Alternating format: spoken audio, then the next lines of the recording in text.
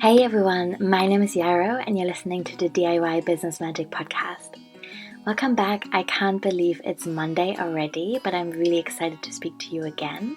And I have a super exciting topic. Actually, I think it might be the one so far I'm most excited about. It is all about building your newsletter list and also why that's so important. So I'll talk a little bit about social media versus newsletters, choosing the right newsletter provider, about what you can offer people that sign up, and also how you can kind of incorporate some newsletter building strategies into your business. I really think whatever your business is, whether that's service-based or product-based or whatever really, I think this is super important and I'll tell you why. And I'll share my best tips, so yay! Before I get to start talking about this stuff, just one quick announcement. On the 4th of December, I'm running a free online workshop on business planning for 2019. There's an awesome group of people that has signed up already, and I really, one of my biggest dreams for next year is to build a community around the DIY Business Magic program and to also create a directory so that we can support each other. So in the workshop, I'll be asking all of you to share your handles and your websites, and I really just want to give everyone a chance to support each other because I think there's such a beautiful community has formed around this podcast and my newsletter and the program. And I just want to get all of us together and make sure that we can connect properly. So we'll do some business planning and dreaming and journaling. I'll share some stories from the last 4 years of my business. I'll say what my future plans are, and I will share some tools and approaches, and you'll get the chance to ask me anything. So I'm really excited for this. I think it's going to be my favorite workshop of the year, and I've run more than 20 this year.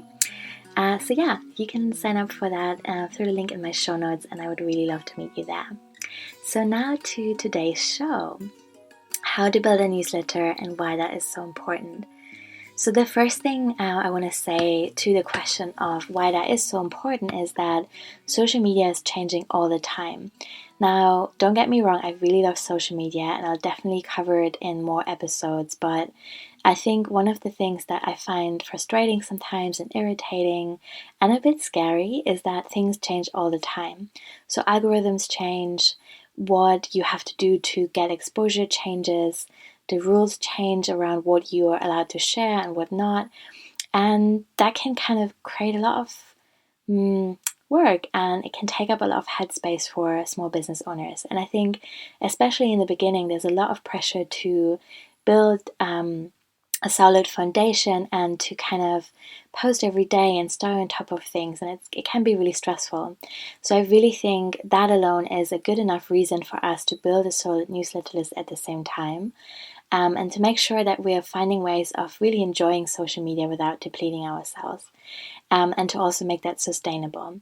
And so the beauty with a newsletter list really is that the rules don't tend to change. You choose a provider, and that's kind of like a long-term ongoing relationship.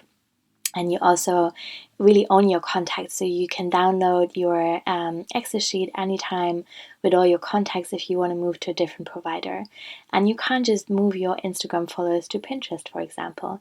So you really have a little bit more control in that way, which I love.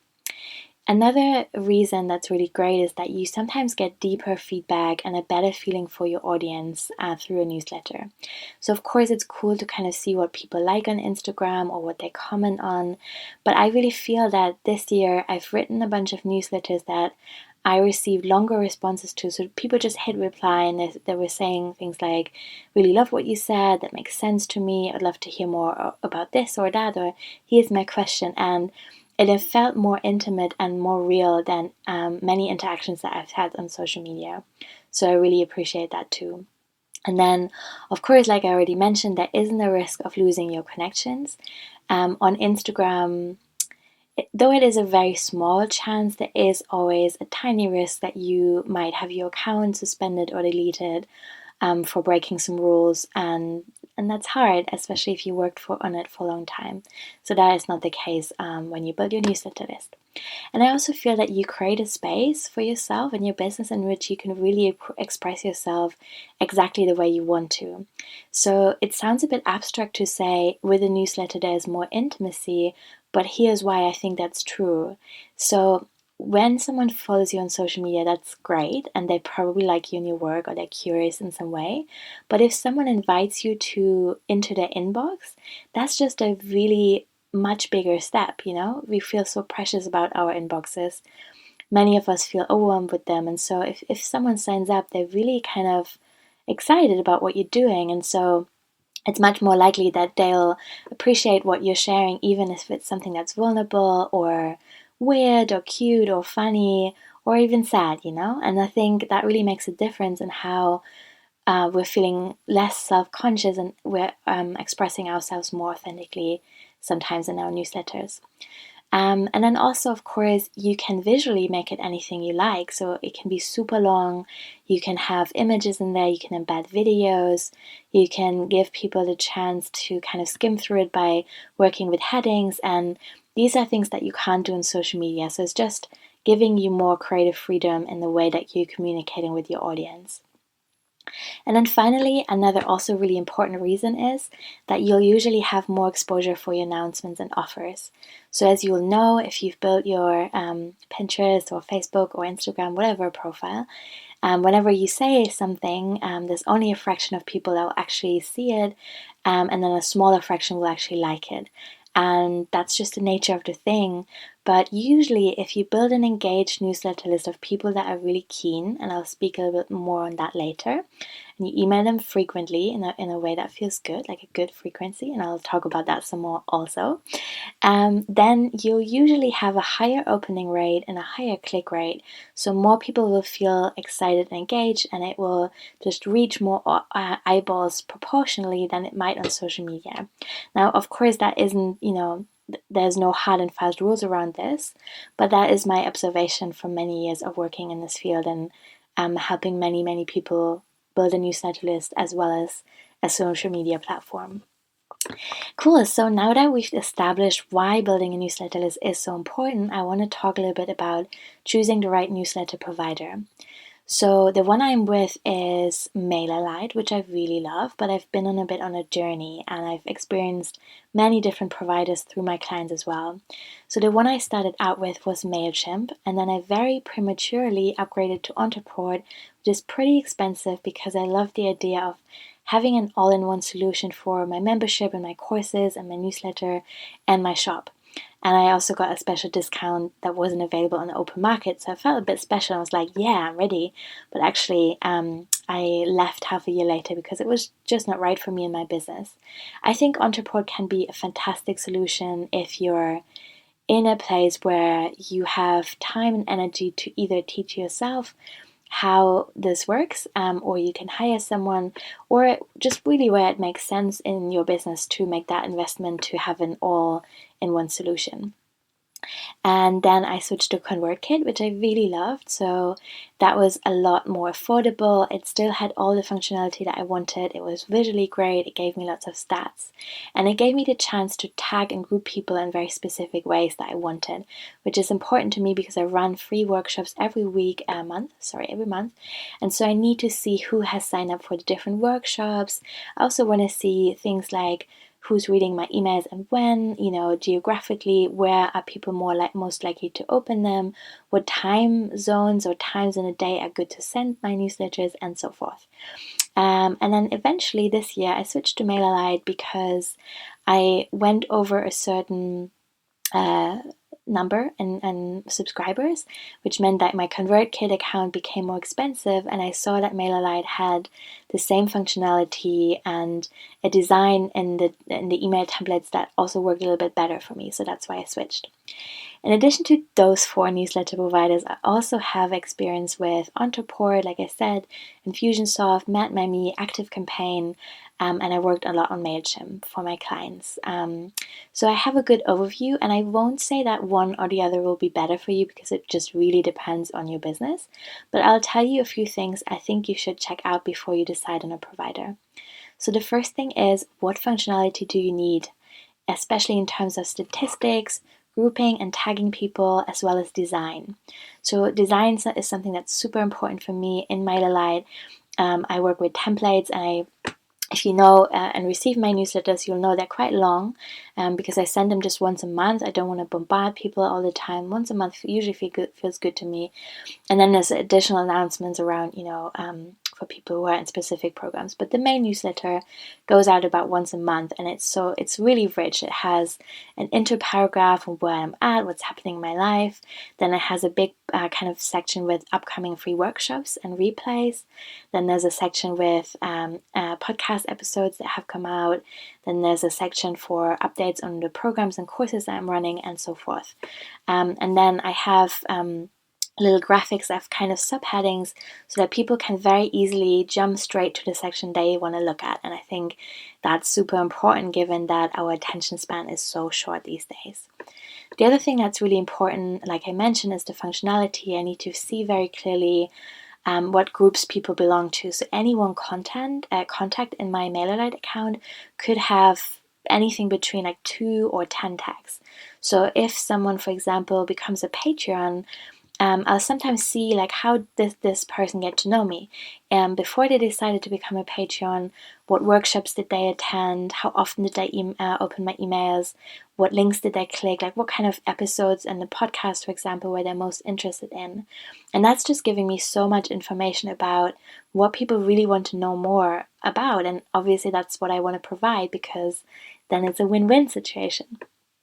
So yeah, these are my reasons for choosing MailerLite, but have a look around and think about what you really need from your newsletter provider and what you're willing to pay.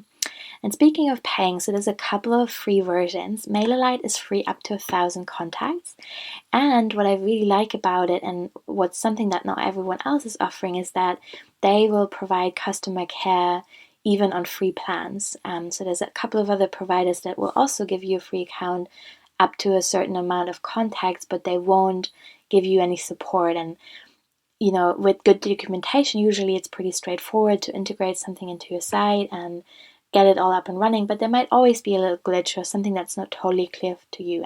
And so yeah, I think having access to customer care is quite important.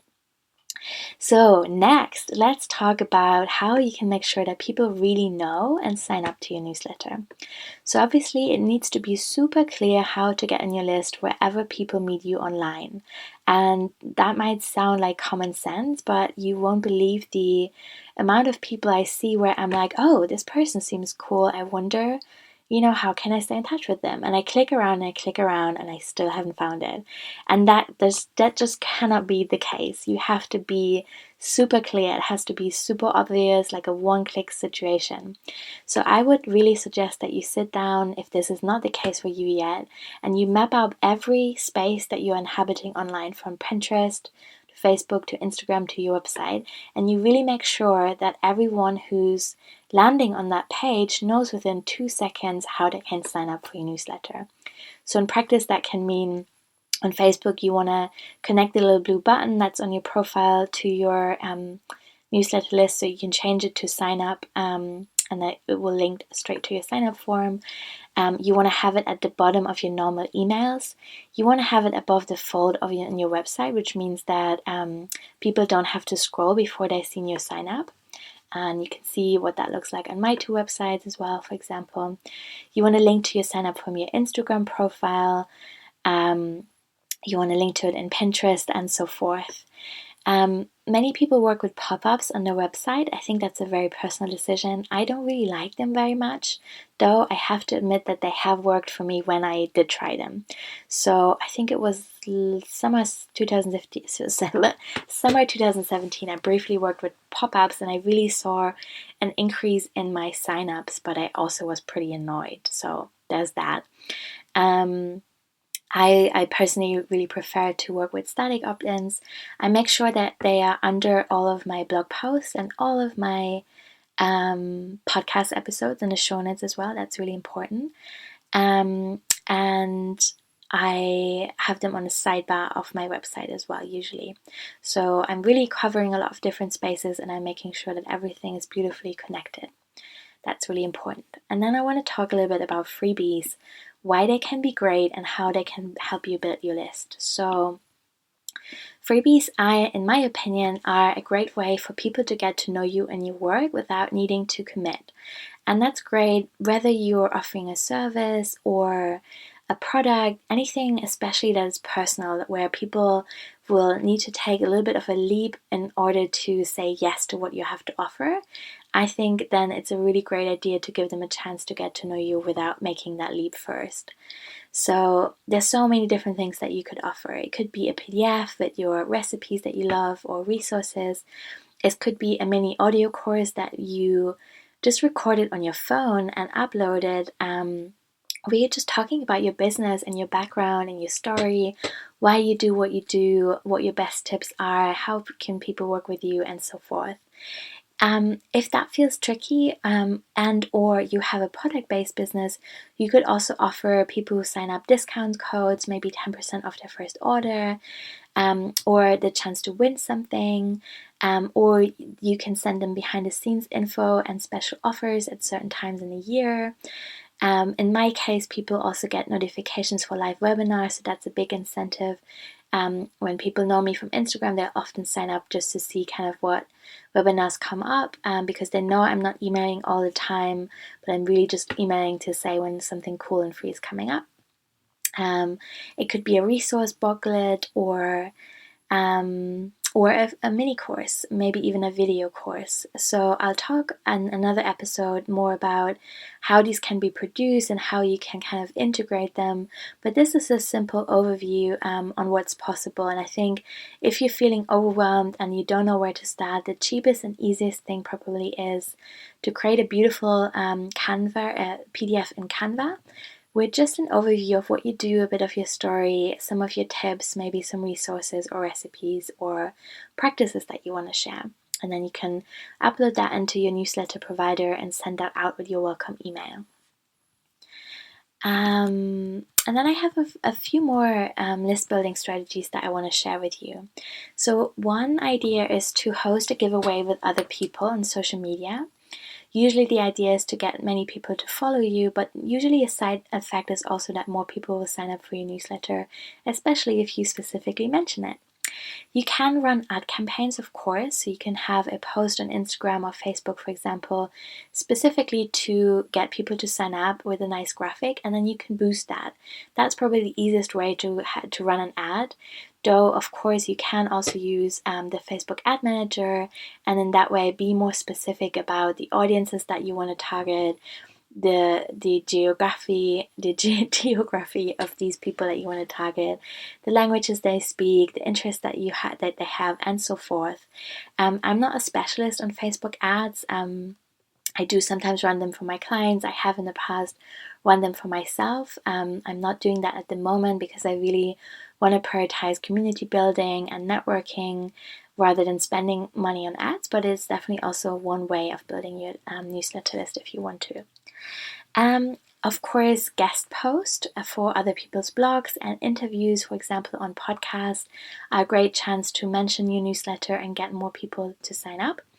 You could also do some real life networking. I think that's something that's often overlooked, but if you print a simple short link to your sign up on your business cards, maybe on the back, that might be something great to point people to that you're meeting at events. That's not something I do usually. I would like to be the kind of person, but I like my home and working in my pajamas. You can, of course, at the bottom of your current newsletter, share everyone who's already receiving it to share it with someone else, just to encourage them. If they like what they read, they can pass it on, and that might get people more excited. And then, of course, you need to continuously talk about it on social media. And if you know that you're someone who's struggling with that, I would invite you to consider a scheduler like later.com, for example, or Tailwind, where you can sit down once a month and you can challenge yourself to mention your newsletter, say once a week, and you'll schedule that in so that you're not kind of chickening out on the day because it doesn't feel good to share. And I so get that, and I've just recorded an episode on online marketing for introverts, so if you haven't listened to that, please do. That might help you out as well. Yeah, this is kind of a brief overview. There's so much I would love to expand on, but I'm also intentionally keeping these episodes pretty brief. and I just want to give you an overview of certain topics. And in the new year, I'll definitely go deeper and run more free workshops on this. And then, of course, if you're interested, you can check out the DIY Business Magic podcast, to which you can get access by pledging $11 or more on my Patreon. Cool. Let me know if you have any questions, if this makes sense, or if there's anything else that you want me to talk about. Have a really beautiful day. Bye.